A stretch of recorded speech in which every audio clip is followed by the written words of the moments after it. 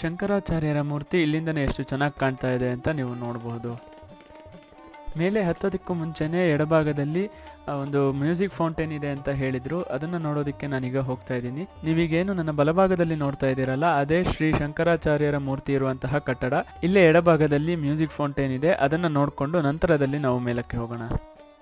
ಈಗ ನಾನು music fountain ನಡೆಯುವಂತಹ ಜಾಗದಲ್ಲಿದ್ದೀನಿ. ಮೇಲ್ಗಡೆಯಿಂದ ನಾನು ನಿಮಗೆ ತೋರಿಸ್ತಾ ಇದ್ದೀನಿ ಮ್ಯೂಸಿಕ್ ಫೌಂಟೇನ್ ಎಷ್ಟು ಚೆನ್ನಾಗಿ ಕಾಣ್ತಾ ಇದೆ ಅಂತ ನೀವು ನೋಡಬಹುದು. ಶೃಂಗೇರಿ ಸುತ್ತಮುತ್ತಲಿನ ಯಾವುದೇ ಜಾಗದಲ್ಲಿ ಮ್ಯೂಸಿಕ್ ಫೌಂಟೇನ್ ಇಲ್ಲದೆ ಇರೋದ್ರಿಂದ ಇದು ನನಗೆ ತುಂಬ ಯೂನಿಕ್ ಅಂತ ಅನ್ನಿಸ್ತು. ಹಾಗೆ ಇನ್ನೂ ಖುಷಿಯಾಗಿದ್ದೇನೆಂದರೆ ಮ್ಯೂಸಿಕ್ ಫೌಂಟೇನನ್ನು ಇಲ್ಲಿಂದನೇ ನೋಡಬೇಕಂತ ಇಲ್ಲ, ಮೆಟಲ್ಗಳನ್ನು ಇಳ್ಕೊಂಡು ಹೋಗಿ ಹತ್ತಿರದಿಂದ ಕೂಡ ನೋಡಬಹುದು ಅಂತ ಇಲ್ಲಿದ್ದ ಸೆಕ್ಯೂರಿಟಿ ಗಾರ್ಡ್ ಹೇಳಿದರು. ಈ ಒಂದು ಮ್ಯೂಸಿಕ್ ಫೌಂಟೇನ್ನ ಪ್ರದರ್ಶನದ ಸಮಯ ಇಲ್ಲಿ ಹಾಕಿದ್ದಾರೆ. ಸಂಜೆ 6, 7 ಮತ್ತು 8 ಗಂಟೆಗೆ ಈ ಒಂದು ಮ್ಯೂಸಿಕ್ ಫೌಂಟೇನ್ ಶೋ ನಡೆಯುತ್ತೆ. ನೀವು ಆ ಸಮಯದಲ್ಲಿ ಬಂದು ಈ ಮ್ಯೂಸಿಕ್ ಫೌಂಟೇನ್ನ ನೋಡಬಹುದು.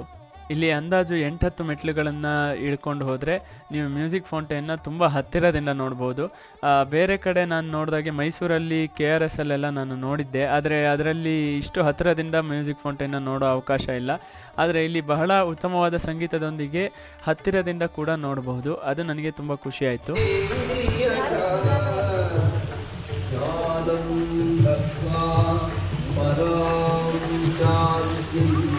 ಮ್ಯೂಸಿಕ್ ಫೌಂಟೇನ್ ಅಷ್ಟೇ ಅಲ್ಲದೆ ಮಧ್ಯದಲ್ಲಿರುವ ಒಂದು ಸ್ಕ್ರೀನಲ್ಲಿ ಗುರುಗಳ ಅನುಗ್ರಹ ಭಾಷಣವನ್ನು ಕೂಡ ನಾವು ನೋಡಬಹುದು, ಕೇಳಬಹುದು. ಕನ್ನಡ, ಇಂಗ್ಲಿಷ್, ಹಿಂದಿ, ತಮಿಳು, ತೆಲುಗು ಹೀಗೆ ಬೇರೆ ಬೇರೆ ಭಾಷೆಗಳಲ್ಲಿ ಗುರುಗಳ ಅನುಗ್ರಹ ಭಾಷಣವನ್ನು ನಾವು ಕೇಳಬಹುದು.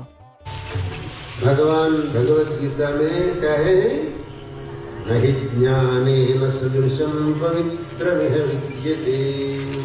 ನಾನು ಮ್ಯೂಸಿಕ್ ಫೌಂಟೇನ್ನ ಒಂದಷ್ಟು ತುಣುಕುಗಳನ್ನು ಈ ವಿಡಿಯೋದಲ್ಲಿ ಹಾಕಿದ್ದೀನಿ. ನಿಮಗೆ ಇಷ್ಟ ಆದರೆ ಈ ಒಂದು ಮ್ಯೂಸಿಕ್ ಫೌಂಟೇನ್ನ ಯಾವುದೇ ದಿನ ಬಂದು ನೀವು ಕಣ್ತುಂಬಿಕೊಳ್ಬಹುದು.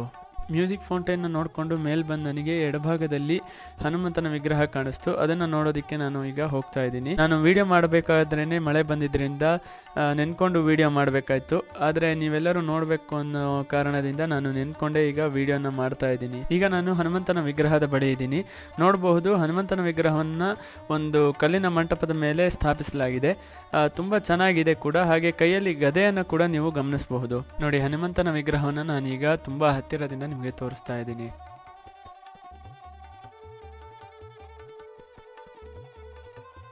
ಮ್ಯೂಸಿಕ್ ಫೌಂಟೇನ್ ಎಲ್ಲ ನೋಡಿಕೊಂಡು ನಾನೀಗ ಮೇಲೆ ಹತ್ತುತ್ತಾ ಇದ್ದೀನಿ. ನೀವು ನೋಡಬಹುದು, ಮೇಲೆ ಹತ್ತೋದಕ್ಕೆ ಮೆಟ್ಲುಗಳ ವ್ಯವಸ್ಥೆ ಇದೆ. ಆ ಮೆಟ್ಲುಗಳು ತುಂಬ ದೊಡ್ಡದೇ ಅಲ್ಲೇ ಇರೋದ್ರಿಂದ ನೀವು ಹತ್ತೋದಕ್ಕೆ ಈಸಿಯಾಗಿದೆ. ಹಾಗೆ ನನಗೆ ಮೆಟ್ಲು ಹತ್ತಕ್ಕೆ ಆಗಲ್ಲ ಅನ್ನೋರಿಗೆ ಬಲಭಾಗದಲ್ಲಿ ಎಸ್ಕಲೇಟರ್ ವ್ಯವಸ್ಥೆ ಕೂಡ ಇದೆ. ಹಾಗಾಗಿ ನೀವು ತಲೆ ಕೆಡಿಸ್ಕೊಳ್ಳೋದೇನಿಲ್ಲ. ನಿಮಗೆ ಮೆಟ್ಲುಗಳು ಹತ್ತೋದಕ್ಕೆ ಆಗಲ್ಲ ಅಂದರೆ ಪಕ್ಕದಲ್ಲಿರೋ ಎಸ್ಕಲೇಟರಿಂದ ನೀವು ಮೇಲ್ಗಡೆ ಹೋಗ್ಬೋದು. ನಿಮಗೆ ಒಂದು 15-20 ಮೆಟ್ಲುಗಳನ್ನು ಹತ್ತಿದ ಮೇಲೆ ಸುಸ್ತಾಯಿತು ಅನಿಸಿದರೆ ನೀವು ಅಲ್ಲೇ ಮಧ್ಯದಲ್ಲಿ ಬಲಭಾಗಕ್ಕೆ ತಿರುಗಿ ಅಲ್ಲಿಂದನೇ ನೀವು ಎಸ್ಕಲೇಟ್ರನ್ನು ಹತ್ತಬಹುದು. ಯಾಕೆಂದರೆ ಇಲ್ಲಿ ಎಸ್ಕಲೇಟರ್ ಹತ್ತೋದಕ್ಕೆ ಮಧ್ಯದಲ್ಲಿ ಗ್ಯಾಪ್ ಕೊಟ್ಟಿದ್ದಾರೆ. ಒಂದು 15-20 ಮೆಟ್ಲು ಹತ್ತಿದ ತಕ್ಷಣವೇ ಗ್ಯಾಪ್ ಇದೆ. ನೀವು ಎಸ್ಕಲೇಟ್ರನ್ನು ಹತ್ಕೊಂಡು ಆಮೇಲೆ ಮೇಲಕ್ಕೆ ಹೋಗ್ಬೋದು. ನೋಡಿ, ನಾನು ಆಗಲೇ ಹೇಳಿದಾಗೆ ಮಧ್ಯದಲ್ಲಿ ಗ್ಯಾಪ್ ಇದೆ. ಇಲ್ಲಿಂದ ನಾನು ಎಸ್ಕಲೇಟ್ರನ್ನು ಹತ್ತುತ್ತಾ ಇದ್ದೀನಿ. ಮಧ್ಯದಿಂದ ಸುಸ್ತಾದರೆ ಇದೇ ಥರ ನೀವು ಕೂಡ ಎಸ್ಕಲೇಟ್ರನ್ನು ಹತ್ಕೊಂಡು ಮೇಲಕ್ಕೆ ಹೋಗ್ಬೋದು. ನಾನೇನು ಫುಲ್ ಮೇಲ್ಭಾಗಕ್ಕೆ ಈಗ ಬಂದಿದ್ದೀನಿ. ಇನ್ನೊಂದು 10 ಮೆಟ್ಲು ಹತ್ತಿದ್ರೆ ಆಯಿತು, ನಾನು ಫುಲ್ ಟಾಪಲ್ಲಿರ್ತೀನಿ. ಬನ್ನಿ ನೋಡೋಣ ಮೇಲ್ಗಡೆ ಶಂಕರಾಚಾರ್ಯರ ಮೂರ್ತಿ ಹೇಗಿದೆ ಅಂತ. ನಾನೀಗ ಮೆಟ್ಲುಗಳನ್ನು ಹತ್ಕೊಂಡು ಮೇಲಕ್ಕೆ ಬಂದು ಶ್ರೀ ಆದಿಶಂಕರಾಚಾರ್ಯರ ಮೂರ್ತಿಯ ಮುಂದೆ ಇದ್ದೀನಿ. 32 ಅಡಿ ಎತ್ತರದ ಈ ಮೂರ್ತಿ ಎಷ್ಟು ಚೆನ್ನಾಗಿ ಕಾಣ್ತಾ ಇದೆ ಅಂತ ನೀವು ನೋಡಬಹುದು. ಶ್ರೀ ಆದಿಶಂಕರಾಚಾರ್ಯರ ಮೂರ್ತಿಯ ಸುತ್ತಲೂ ಅವರ 4 ಶಿಷ್ಯಂದಿರ ಸಣ್ಣ ಸಣ್ಣ ಮೂರ್ತಿಗಳನ್ನು ಕೂಡ ಸ್ಥಾಪಿಸಲಾಗಿದೆ. ನಾನಿಲ್ಲಿ ಬರುವಾಗ ಕತ್ಲಾಗಿದ್ದರಿಂದ ಕೆಳಗಡೆಯ ವ್ಯೂ ಕಾಣಿಸ್ತಾ ಇಲ್ಲ. ಇಲ್ಲಾಂದರೆ ನಾವೀಗ ತುಂಬ ಎತ್ತರದ ಒಂದು ಭಾಗದಲ್ಲಿರೋದ್ರಿಂದ ಇಡೀ ಶೃಂಗೇರಿಯ ಒಂದು ಸೂಪರ್ ವ್ಯೂ ಇಲ್ಲಿಂದ ಕಾಣುತ್ತೆ ಅಂತ ಕೂಡ ಹೇಳ್ಬೋದು. ನಾವು ಎಷ್ಟು ಎತ್ತರದಲ್ಲಿದ್ದೀವಿ ಅಂದರೆ ಶೃಂಗೇರಿ ಹಾಗೆ ಬೇರೆ ವೆಸ್ಟರ್ನ್ ಘಾಟ್ಸ್ನ ಒಂದಷ್ಟು ವ್ಯೂ ಕೂಡ ಈ ಒಂದು ಬೆಟ್ಟದಿಂದ ತುಂಬ ಚೆನ್ನಾಗಿ ಕಾಣುತ್ತೆ. ಇದಷ್ಟೇ ಅಲ್ಲದೆ ಇಲ್ಲಿ ಲಿಫ್ಟಿನ ವ್ಯವಸ್ಥೆ ಕೂಡ ಇತ್ತು. ನಾನು ಮೇಲೆ ಬಂದ ಮೇಲೆ ಇದನ್ನು ಗಮನಿಸಿದೆ. ಈ ಭಾಗದಲ್ಲಿ ಲಿಫ್ಟಿನ ವ್ಯವಸ್ಥೆ ಕೂಡ ಇದೆ. ತುಂಬ ನನ್ನ ಕೈಲಿ ಆಗೋದೇ ಇಲ್ಲ ಅನ್ನೋರಿಗೆ ಈ ಒಂದು ಲಿಫ್ಟನ್ನು ಯೂಸ್ ಮಾಡಿಕೊಂಡು ಇಲ್ಲಿಗೆ ಬರಬಹುದು. ಮೊದಲನೇದಾಗಿ ಸೌತಲ್ಲಿ ದಕ್ಷಿಣಾಮ್ನಾಯ ಶ್ರೀ ಶಾರದಾ ಪೀಠ ಶೃಂಗೇರಿಯ ಶ್ರೀ ಸುರೇಶ್ವರಾಚಾರ್ಯರವರ ಮೂರ್ತಿ ಇದೆ. ಹಿಂದೆ ಅವರ ಪೀಠದ ಹೆಸರು, ಅದರ ಬಳಿ ಇರುವ ನದಿಯ ಹೆಸರು ಇವೆಲ್ಲವೂ ಕೂಡ ಬರೆದಿದೆ. ಅಲ್ಲಿಂದ ಸ್ವಲ್ಪ ಮುಂದಕ್ಕೆ ಹೋದರೆ ವೆಸ್ಟಲ್ಲಿರುವಂತಹ ಶಂಕರಾಚಾರ್ಯರ ಒಬ್ಬ ಶಿಷ್ಯರ ವಿಗ್ರಹ ಕೂಡ ಇದೆ. ಹಾಗೆ ಅವರು ಸ್ಥಾಪಿಸಿದ ಪೀಠದ ಡೀಟೇಲ್ಸ್ ಕೂಡ ಇಲ್ಲಿ ಇದೆ.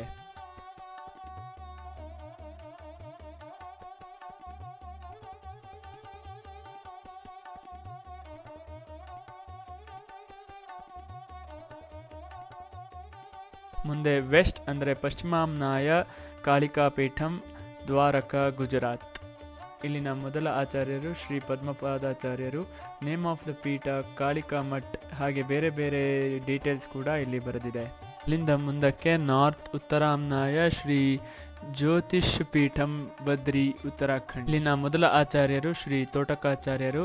ಪೀಠದ ಹೆಸರು ಜ್ಯೋತಿರ್ ಮಠ್. ಅಲ್ಲಿಂದ ಮುಂದಕ್ಕೆ ಇರೋದು ಈಸ್ಟ್ ಪೂರ್ವಾಮ್ನಾಯ ಶ್ರೀ ಗೋವರ್ಧನ ಪೀಠಂ, ಪುರಿ, ಒಡಿಶಾ. ಅಲ್ಲಿನ ಮೊದಲ ಆಚಾರ್ಯರು ಹಸ್ತಮಲಕಾಚಾರ್ಯರು, ಗೋವರ್ಧನ ಮಠ್. ನೀವೀಗ ನೋಡಬಹುದು ಶಂಕರಾಚಾರ್ಯರ ಪ್ರತಿಮೆ ಬೇರೆ ಬೇರೆ ಲೈಟಿಂಗ್ ಅಲ್ಲಿ ಬೇರೆ ಬೇರೆ ಆ್ಯಂಗಲ್ ಅಲ್ಲಿ ಎಷ್ಟು ಚೆನ್ನಾಗಿ ಕಾಣುತ್ತೆ ಅಂತ. ಅಂದಹಾಗೆ ಈ ಶಂಕರಗಿರಿ ಎಂಬ ಜಾಗ ಅಂದಾಜು 2 ಎಕರೆಯಷ್ಟು ವಿಶಾಲವಾದ ಜಾಗದಲ್ಲಿ ನಿರ್ಮಿಸಲ್ಪಟ್ಟಿದೆ. ಹಾಗೆಯೇ ಈ ಒಂದು ಜಾಗದಲ್ಲಿ ಅಂದಾಜು 25ಕ್ಕೂ ಹೆಚ್ಚು ಜನರು ಸೆಕ್ಯೂರಿಟಿ ಗಾರ್ಡ್ಗಳಾಗಿ ಕೆಲಸ ಮಾಡ್ತಾ ಇದ್ದಾರೆ. ನಾನು ಅವ್ರ ಬಳಿ ಕೇಳಿದಾಗ ಅವ್ರು ಹೇಳಿದರು, ಇಲ್ಲಿ ಯಾವುದೇ ಪ್ರಾಬ್ಲಮ್ ಆದರೂ ನಾವು ಸಾಲ್ವ್ ಮಾಡ್ತೀವಿ ಅಂತ. ಅವರೇ ಚೆನ್ನಾಗಿ ಮಾತಾಡಿದ್ರು ಕೂಡ. ನೋಡಿರ್ಬೋದು, ನಾನು ಬೇರೆ ವಿಡಿಯೋಗಳಲ್ಲಿ ಡ್ರೋನ್ ವಿಡಿಯೋ ಕೂಡ ನಾನು ಆ್ಯಡ್ ಮಾಡಿದ್ದೆ.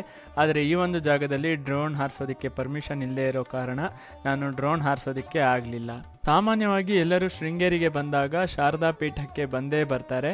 ಈ ಒಂದು ಶೃಂಗೇರಿ ಶಾರದಾ ಪೀಠದಿಂದ ಕೇವಲ 2 ಕಿಲೋಮೀಟರ್ ಅಷ್ಟು ದೂರದಲ್ಲಿದೆ. ಹಾಗೆಯೇ ಇಲ್ಲಿಗೆ ಯಾವುದೇ ರೀತಿಯ ಪಾರ್ಕಿಂಗ್ ಫೀಸ್ ಕೂಡ ಇರೋದಿಲ್ಲ, ಎಂಟ್ರಿ ಫೀಸ್ ಕೂಡ ಇರೋದಿಲ್ಲ. ಪಾರ್ಕಿಂಗ್ ಕೂಡ ತುಂಬ ಚೆನ್ನಾಗಿದೆ. ಶಂಕರಗಿರಿಗೆ ವಿಸಿಟಿಂಗ್ ಟೈಮು ಬೆಳಿಗ್ಗೆ 7ರಿಂದ ಮಧ್ಯಾಹ್ನ 2 ಗಂಟೆವರೆಗೆ, ಹಾಗೆ ಮಧ್ಯಾಹ್ನ 3ರಿಂದ ರಾತ್ರಿ 8 ಗಂಟೆವರೆಗೆ ಇರುತ್ತೆ. ನಾನೀಗ ಶಂಕರಗಿರಿಯನ್ನು ಪೂರ್ಣವಾಗಿ ನೋಡಿಕೊಂಡು ವಾಪಸ್ ಕೆಳಗೆ ಇಳಿತಾ ಇದ್ದೀನಿ. ಇಳಿಯೋದಕ್ಕೆ ಕೂಡ ಏನು ಕಷ್ಟ ಇಲ್ಲ. ಸ್ಟೆಪ್ಸ್ಗಳು ತುಂಬ ಚೆನ್ನಾಗಿದೆ, ಅಂದರೆ ತುಂಬ ಎತ್ತರ ಕೂಡ ಇಲ್ಲ, ತುಂಬ ಸಣ್ಣದಾಗಿ ಕೂಡ ಇಲ್ಲ. ಹಾಗಾಗಿ ನನಗೆ ಹತ್ತಕ್ಕಾಗಲ್ಲ, ಇಳಿಯೋಕ್ಕಾಗಲ್ಲ ಅಂತ ನೆಪ ಹೇಳೋ ಮಾತುಗಳೇ ಇಲ್ಲ. ಇಳಿಯೋದಕ್ಕೆ ಕೂಡ ಎಸ್ಕಲೇಟರ್ ವ್ಯವಸ್ಥೆ ಕೂಡ ಇರೋದ್ರಿಂದ ಏನೂ ಸಮಸ್ಯೆ ಆಗೋದೇ ಇಲ್ಲ. ಒಟ್ಟಾರೆಯಾಗಿ ಹೇಳಬೇಕಂದ್ರೆ ತುಂಬ ವ್ಯವಸ್ಥಿತವಾದಂತಹ ಜಾಗ, ತುಂಬ ಸುಂದರವಾದಂತಹ ಜಾಗ. ಹಾಗೆ ನಿಮ್ಮ ವ್ಯಾಲ್ಯೂಯೇಬಲ್ ಟೈಮನ್ನು ಸ್ಪೆಂಡ್ ಮಾಡೋದಕ್ಕೆ ಒಂದು ಉತ್ತಮವಾದಂತಹ ಜಾಗ ಈ ನಮ್ಮ ಶಂಕರಗಿರಿ. ಮುಂದಿನ ಬಾರಿ ನೀವು ಶೃಂಗೇರಿಗೆ ಬಂದಾಗ ವಿಸಿಟ್ ಮಾಡಲೇಬೇಕಾದಂತಹ ಜಾಗ ಶಂಕರಗಿರಿ.